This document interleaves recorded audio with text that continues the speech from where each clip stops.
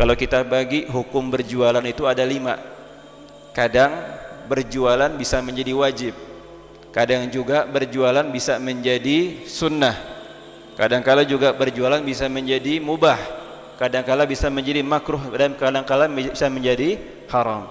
Kapan sih berjualan itu bisa menjadi wajib? Berjualan atau berdagang bisa menjadi wajib jika dalam keadaan darurat. Kalau seandainya ada orang yang membutuhkan sesuatu barang kita dalam keadaan darurat, ya, dan kita tidak mau mengasih dengan gratis kepada orang tersebut, maka kita hukum menjual barang tersebut menjadi wajib. Contoh, misalkan kita punya air, di saat sekeliling rumah kita ini nggak punya air, lagi nggak ada air sama sekali, lagi masa-masa paceklik misalkan, yang punya air hanya kita, tapi kita nggak mau ngasih dengan gratis atau cuma-cuma kepada tetangga kita, dan tetangga kita ada yang membutuhkan air dengan darurat. Kalau seandainya tidak dikasih, maka dia akan meninggal dunia. Maka hukum berjualan tersebut menjadi wajib. Yang kedua, hukum berjualan menjadi sunnah. Kapan? Kalau seandainya berjualan yang ada manfaatnya, ya, dengan dibarengkan dengan niat yang salihah.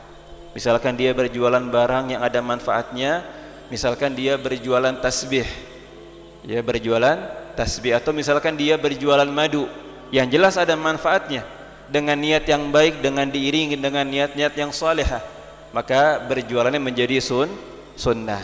Yang ketiga, hukum berjualan menjadi mubah. Kapan? Ini asli daripada hukum jual beli, karena berlandaskan daripada ayat Allah Subhanahu wa taala, wa ahallallahu al-bai'a wa harramar riba. Allah menghalalkan yang namanya al-bai' dan Allah mengharamkan riba. Yang keempat, hukum berjualan menjadi makruh. Kapan? Kalau seandainya ada orang berjualan ketika azan pertama salat Jumat. Ketika udah dikumandangkan azan yang pertama ketika di hari Jumat, ya, maka dia masih berjualan, hukumnya makruh. Yang kelima, hukum berjualan atau berdagang menjadi haram. Ini dirinci menjadi 2. Ada yang haram tetap sah, yang kedua haram tapi enggak sah jual belinya. Apa itu? Yang pertama, haram yang tetap sah, ya, hukum berjualannya haram tapi tetap menjadi sah. Contohnya apa? Ketika ada seseorang menjual barang atau dia berjualan ketika udah masuk azan yang kedua ketika waktu Jumat. Atau misalkan apa? Ada orang yang menjual barang kepada qutta'ut thariq, orang-orang yang membegal. Ya, kita jual senjata kepada tukang begal, maka hukumnya haram. Yang terakhir, udah haram plus enggak sah. Bagi siapa?